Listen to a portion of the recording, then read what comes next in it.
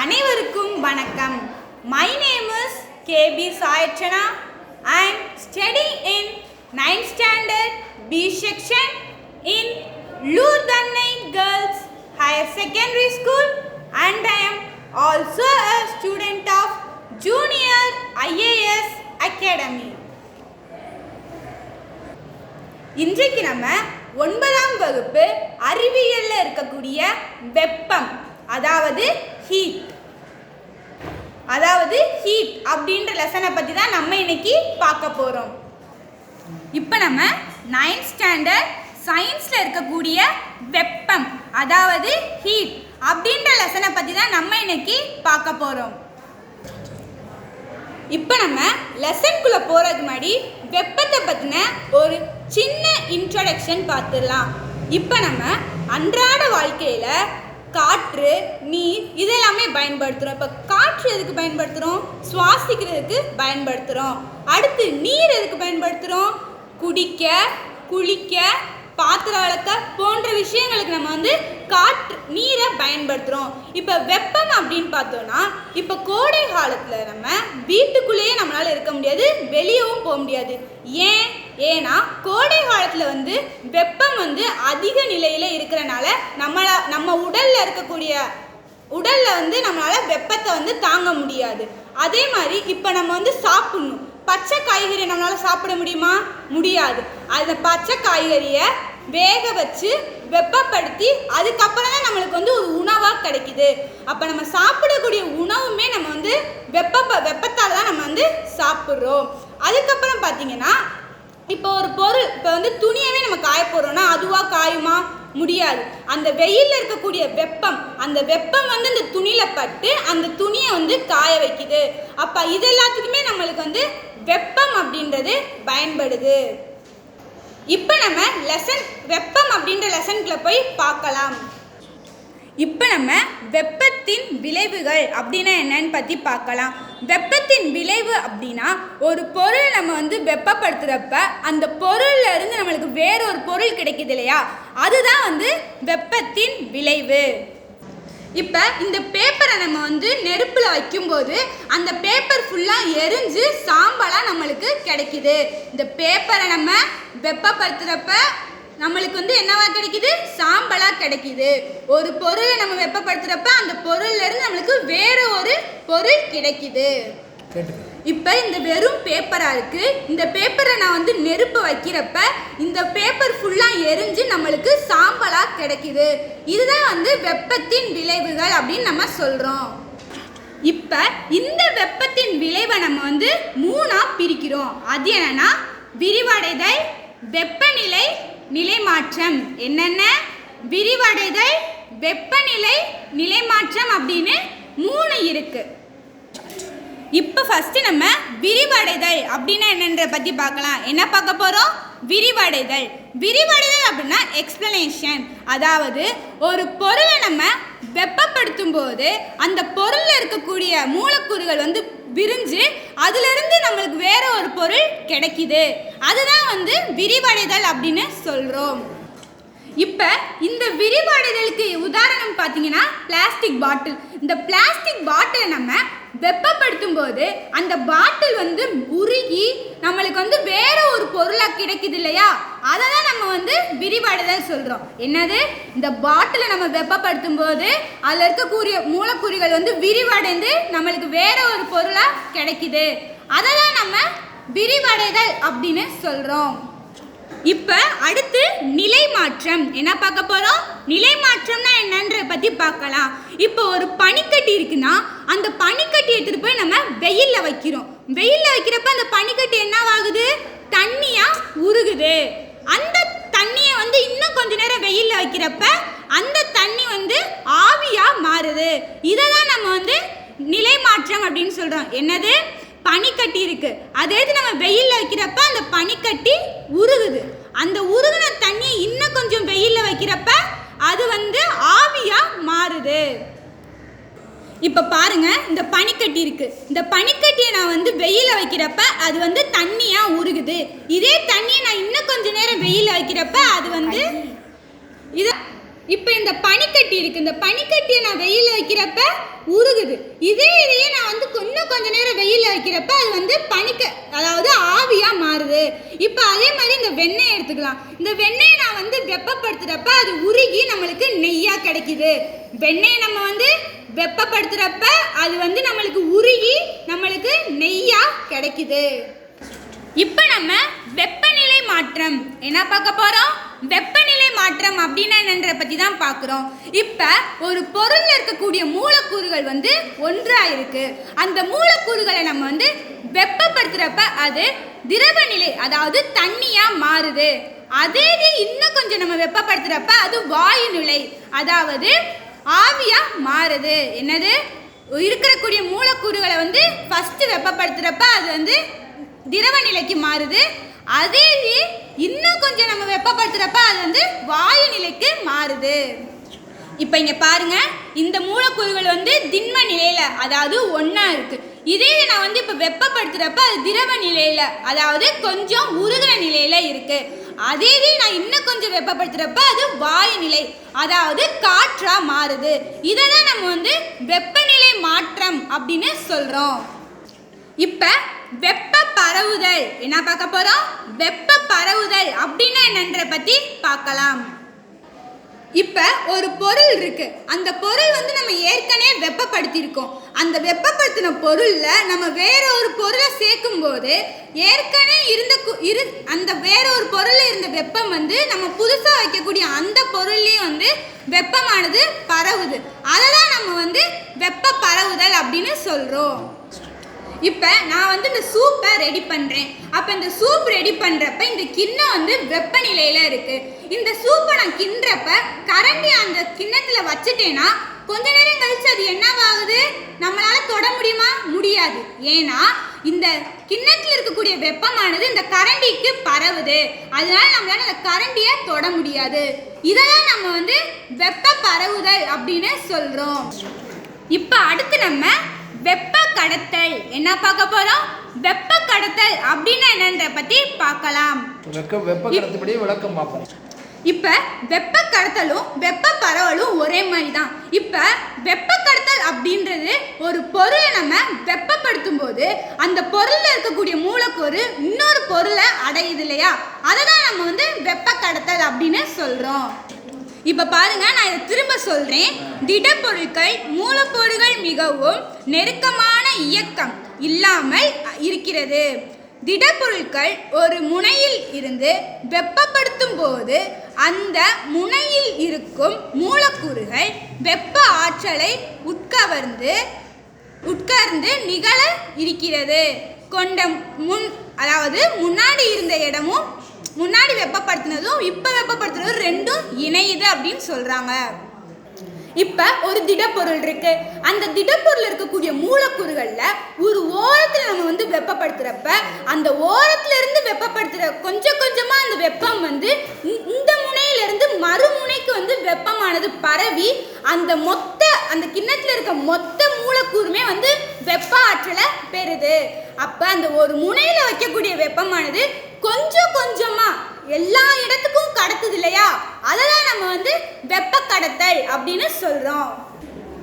இப்போ இந்த சமையல் பொருட்கள் எடுத்துக்கலாம். இப்போ இந்த காயை நான் வந்து நடுவில் தான் ஸ்டவ் இருக்கு. அப்போ அந்த நடுவில் இருக்கிற வெப்பமானது சுற்றி இருக்கிற எல்லா இடத்துக்கும் பரவுது. இதுக்கப்புறம் நான் கரண்டியை போட்டு கிண்டுறேன். அப்படி கிண்டிட்டு நான் கரண்டியை வைக்கிறப்ப அந்த மூலக்கூறுகள், அதாவது அந்த வெப்பமானது அந்த கரண்டிக்கும் பரவுது இல்லையா? அதை தான் நம்ம வந்து வெப்ப கடத்தல் அப்படின்னு சொல்கிறோம்.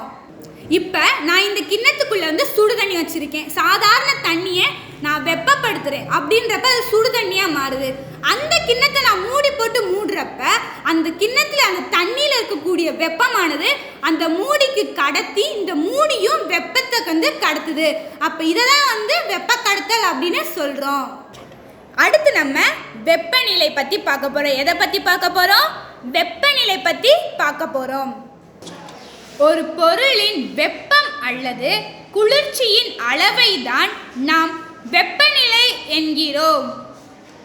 திரும்ப சொல்றேன் பாருங்க. ஒரு பொருளின் வெப்பம் அல்லது குளிர்ச்சியின் அளவை தான் நாம் வெப்பநிலை என்கிறோம்.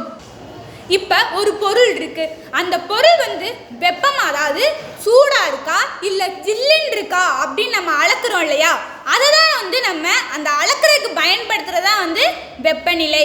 அதாவது இப்போ ஒரு பொருள் இருக்கு, அந்த பொருள் வந்து சூடா இருக்கா இல்லை ஜில்லா இருக்கா அப்படின்றத அளக்க பயன்படுத்துறதா வெப்பநிலை அப்படின்னு சொல்றோம். இப்போ பாருங்க, இப்போ ஒரு பொருள் வெப்பமா இருக்கா குளிர்ச்சியா இருக்கா அப்படின்னு அளக்கிறதுக்கு தான் இந்த வெப்பநிலைமானியை நம்ம பயன்படுத்துகிறோம்.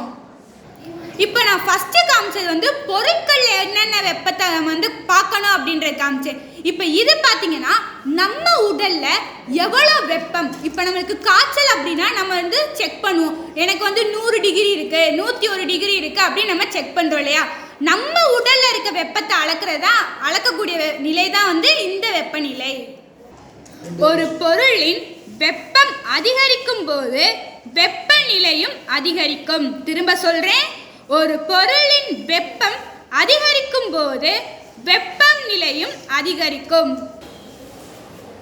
இப்போ ஒரு பொருள் இருக்கு, இப்போ நான் சுடுதண்ணியே எடுத்துக்கலாமே, அந்த சுடுதண்ணியை நான் வந்து வெப்பப்படுத்துகிறேன், அப்போ அந்த சுடுதண்ணி மட்டுமா வெப்பமாகுது, அந்த வெப்பநிலையும் சேர்ந்து அதிகரிக்குது.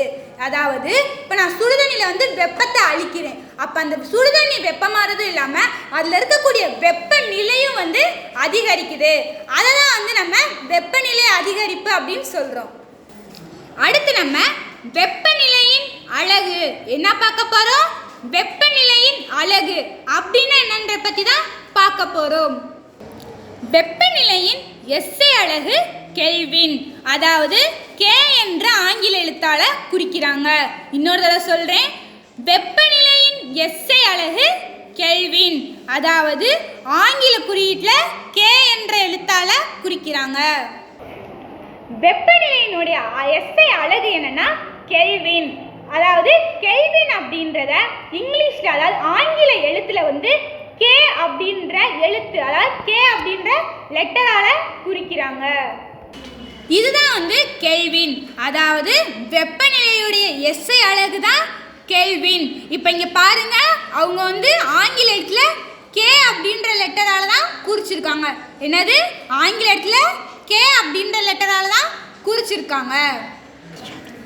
தினசரி பயன்பாட்டில் செல்சியஸ், அதாவது சி என்ற அலகும் பயன்படுத்தப்படுகிறது. இன்னொரு தடவை சொல்கிறேன், தினசரி பயன்பாட்டில் செல்சியஸ், அதாவது சி என்ற அலகும் பயன்படுத்தப்படுகிறது. அதாவது ஃபர்ஸ்ட் என்ன சொன்னேன்னா, வெப்பநிலையோட எஸ்ஐ அலகு வந்து கெல்வின் அப்படின்னு சொன்னேன் இல்லையா. அதுக்கப்புறம் நம்ம தினசரி நம்ம வந்து பயன்படுத்துறதுல வந்து செல்சியஸ் அப்படின்ற வெப்பநிலை பயன்படுத்துகிறோம். செல்சியஸ் அப்படின்றத ஆங்கிலத்தில், அதாவது இங்கிலீஷ் லெட்டரில் வந்து சி அப்படின்ற லெட்டரால் குறிக்கிறாங்க. இப்போ பாருங்க, செல்சியஸ், அதாவது இந்த செல்சியஸை வந்து நம்ம தினசரி பயன்பாட்டில் வந்து செல்சியஸ் பயன்படுத்துகிறோம். இப்போ இங்கே பாருங்க, செல்சியஸ் அப்படின்றதுல இங்கிலீஷ் லெட்டரில் சி அப்படின்ற லெட்டரால் தான் குறிச்சிருக்காங்க. வெப்பநிலையின் அளவீடுகள், அதாவது வெப்பநிலைக்கு வந்து மொத்தம் 3 அலகு இருக்கு. அது என்னன்னா Kelvin, Celsius, Fahrenheit. Kelvin, Celsius, Fahrenheit. வெப்பநிலையினுடைய அலகுகள் பார்த்தீங்கன்னா மொத்தம் 3 இருக்கு. அது என்னன்னா செல்சியஸ், ஃபாரன்ஹீட், கெல்வின் அப்படின்னு மொத்தம் 3 அலகுகள் இருக்கு. எதுல? வெப்பநிலையில் மொத்தம் 3 அலகு இருக்கு. அது என்னன்னா செல்சியஸ், ஃபாரன்ஹீட், கெல்வின் அப்படின்னு 3 அலகு இருக்கு. அதுல கெல்வின் அப்படின்றதுதான் வெப்பநிலையோட எஸ்ஐ அலகு. இப்போ நம்ம வெப்ப ஏற்புத்திறன், அதாவது வெப்ப ஏற்புத்திறன் அப்படின்னா என்னன்ற பற்றி பார்க்கலாம். 1 கிலோகிராம் நிலையில் உள்ள ஒரு பொருளை 1 டிகிரி செல்சியஸ் வெப்பநிலைக்கு உயர்த்துவதற்கு கொடுக்கப்படும் வெப்ப ஆற்றலை தான் வெப்ப ஏற்புத்திறன் என்கிறோம். 1 கிலோகிராம் நிறையுள்ள ஒரு பொருளை 1 டிகிரி செல்சியஸ் வெப்பநிலைக்கு உயர்த்துவதற்கு கொடுக்கப்படும் வெப்ப ஆற்றலை தான் வெப்ப ஏற்புத்திறன் என்கிறோம். இப்போ ஒரு பொருள் இருக்கு. இப்போ அந்த பொருளை நான் வந்து வெப்பப்படுத்த அந்த பொருள் வந்து மேலும் வெப்பம் அடையுது இல்லையா, அதை தான் வந்து வெப்ப ஏற்பு திறன் அப்படின்னு சொல்கிறோம். என்னது, இப்போ ஒரு பொருள், இப்போ வந்து ஒரு கிண்ணத்தில் நான் சுடு தண்ணி அதாவது தண்ணி ஊற்றி அடுப்பில் வச்சு வெப்பப்படுத்துகிறப்ப அந்த அடுப்பில் இருக்கக்கூடிய வெப்பமானது அந்த சுடு தண்ணியில் பட்டு கொஞ்சம் கொஞ்சமாக அது வந்து சூடாகி அது வந்து ஆவியாகுது. அதை தான் நம்ம வந்து வெப்ப ஏற்பு திறன் அப்படின்னு சொல்கிறோம். இப்போ பாருங்க, நான் வந்து அடுப்பில் சுடுதண்ணி அதாவது தண்ணி வச்சுருக்கேன். இப்போ இந்த அடுப்பில் இருக்கக்கூடிய தண்ணி வந்து கொஞ்சம் கொஞ்சமாக இந்த வெப்பத்தை பெற்று அந்த மூலக்கூறுகள் எல்லாம் வந்து விலகி ஒரு வெப்பத்தை வந்து தண்ணிக்கு கொடுக்குது இல்லையா, அதை தான் வந்து வெப்ப ஏற்பு திறன் அப்படின்னு சொல்கிறோம். அதாவது அந்த வெப்பத்தை அந்த தண்ணி கொஞ்சம் கொஞ்சமாக எடுத்து அது வந்து சுடு தண்ணியாக மாறுது. அதை தான் வந்து வெப்ப ஏற்பு திறன் அப்படின்னு சொல்கிறோம். இப்போ பாருங்க, இந்த வெப்பம் அதாவது அடுப்பில் வந்து தண்ணி வைக்கிறேன். அப்போ அந்த வெப்பத்தை வந்து இந்த தண்ணி கொஞ்சம் கொஞ்சமாக ஏற்றுக்கொண்டு அந்த தண்ணி வந்து சூடாகுது. என்னது, இப்போ இந்த வெப்பத்தை வந்து இந்த தண்ணி கொஞ்சம் கொஞ்சமாக அந்த வெப்பத்தை ஏற்றுக்கொண்டு அது வந்து அப்புறம் தான் சுடு தண்ணியாக மாறுது. இதை தான் வந்து வெப்ப ஏற்பு திறன் அப்படின்னு சொல்கிறோம். அடுத்து நம்ம நிலை மாற்றம் என்ன பார்க்க போகிறோம்? நிலை மாற்றம் அப்படின்னா என்னன்ற பற்றி பார்க்க போகிறோம்.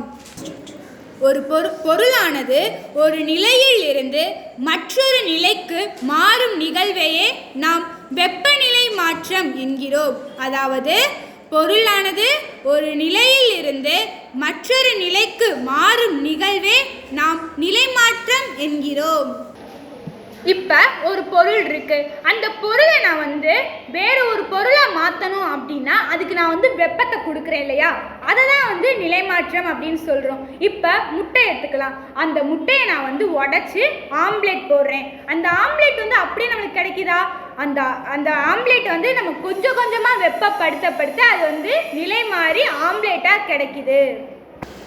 இப்போ இங்கே பாருங்கள், இந்த முட்டை வந்து சாதாரணமாக தான் இருக்குது. இந்த முட்டையை நான் உடச்சி வெப்பப்படுத்தும் போது அது வந்து நிலை மாறி நம்மளுக்கு வந்து ஒரு ஆம்லேட்டாக கிடைக்குது. என்னது, இப்போ இந்த முட்டையை நான் வந்து உடச்சி வெப்பப்படுத்தும் போது அது நிலை மாறி ஒரு ஆம்லேட்டாக கிடைக்குது. இப்போ இந்த முட்டை வந்து வெப்பப்படுத்தும் போது அது ஆம்லேட்டாக மாறுது. இதை தான் வந்து நம்ம நிலை மாற்றம் அப்படின்னு சொல்கிறோம். இந்த ஐஸ் கட்டியை நான் வெப்பப்படுத்துகிறப்ப அது என்னவா மாறுது?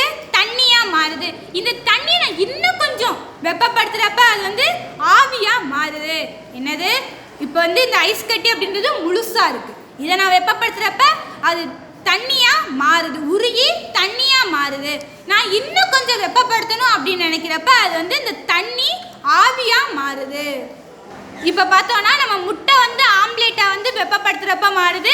அதுக்கப்புறம் இந்த ஐஸ் கட்டி வந்து எப்படி ஆவியாக மாறுது. இது ரெண்டுமே தான் வந்து நம்ம நிலை மாற்றம் அப்படின்னு சொல்கிறோம். இப்போ நான் வந்து வெப்பம் அப்படின்ற டாப்பிக்ல இருந்து உருகுதல் அப்படின்றத பற்றி சொல்ல போகிறேன். வெப்பம் அப்படின்றதுலேருந்து உருகுதல் அப்படின்றத பற்றி சொல்ல போகிறேன். ஒரு பொருள் வெப்பத்தை உட்கவர்ந்து திடநிலையில் இருந்து திரவ நிலைக்கு மாறும் நிகழ்வு உருகுதல். இன்னொரு தடவை சொல்கிறேன். ஒரு பொருள் வெப்பத்தை உட்கவர்ந்து திடநிலையில் இருந்து திரவ நிலைக்கு மாறும் நிகழ்வு உருகுதல். இப்போ ஒரு பொருள் இருக்கு. இப்போ வந்து நம்ம ஐஸ் கட்டி எடுத்துக்கலாமே. இந்த ஐஸ் கட்டி வந்து என்னவாகுது? திடநிலையிலிருந்து திரவ நிலைக்கு மாறுது இல்லையா, அதை தான் நம்ம வந்து உருகுதல் அப்படின்னு சொல்கிறோம். இப்போ ஐஸ் கட்டி எடுத்துக்கலாம். இந்த ஐஸ் கட்டி வந்து திடநிலையில் அதாவது கெட்டித்தன்மையாக இருக்குது. இதை நான் வந்து இது வந்து திடநிலையிலிருந்து திரவ நிலைக்கு அதாவது தண்ணியாக மாறுது இல்லையா, அதை தான் நம்ம வந்து உருகுதல் அப்படின்னு சொல்கிறோம். இப்போ இந்த ஐஸ் கட்டி பார்த்தீங்கன்னா கெட்டித்தன்மையாக இருக்குது. இந்த ஐஸ் கட்டி வந்து இங்கே பார்த்தீங்கன்னா கொஞ்சம் கொஞ்சமாக உருகி திரவ நிலை அதாவது தண்ணியாக மாறி இருக்கு.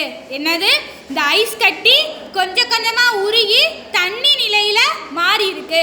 அதை தான் நம்ம வந்து உருகுதல் அப்படின்னு சொல்கிறோம். இப்போ நான் வந்து வெப்பத்தில் உறைதல் அப்படின்ற பற்றி சொல்ல போகிறேன். வெப்பத்தில் உறைதல் அப்படின்ற பற்றி சொல்ல போகிறேன். ஒரு பொருள் வெப்பத்தை வெளிவிட்டு திரவ நிலையில் இருந்து திட நிலைக்கு மாறும் நிகழ்வு உறைதல் ஆகும். இன்னொரு தடவை சொல்கிறேன். ஒரு பொருள் வெப்பத்தை வெளிவிட்டு திரவ நிலையில் இருந்து திடநிலைக்கு மாறும் நிகழ்வு உறைதல் ஆகும். இப்போ ஒரு பொருள், அந்த பொருள் வந்து பார்த்தீங்கன்னா ஃப்ரிட்ஜு. இப்போ ஃப்ரிட்ஜில் நம்ம வந்து ஐஸ் கட்டிக்கு பதிலாக தண்ணியை தான் ஐஸ் கட்டிக்கு பதிலாக ஊற்றி வைக்கிறோம். அது எடுத்துகிட்டு போய் நான் வந்து ஃப்ரிட்ஜில் வைக்கிறப்ப அந்த ஃப்ரிட்ஜு உறைந்து அது வந்து ஒரு கெட்டித்தன்மையாக மாறிடுது. அதை தான் நம்ம வந்து திரவ நிலையிலிருந்து திடநிலைக்கு மாறுது அப்படின்னு சொல்கிறோம். இப்போ பார்த்தீங்கன்னா ஃப்ரிட்ஜ் இருக்குது. இந்த ஃப்ரிட்ஜில் நான் வந்து தண்ணியை கொண்டுட்டு போய் வைக்கிறேன். அப்படி வைக்கிறப்ப அந்த திரவ நிலையில் இருக்கக்கூடிய தண்ணி வந்து திடநிலைக்கு, அதாவது கெட்டியாக உறையுது.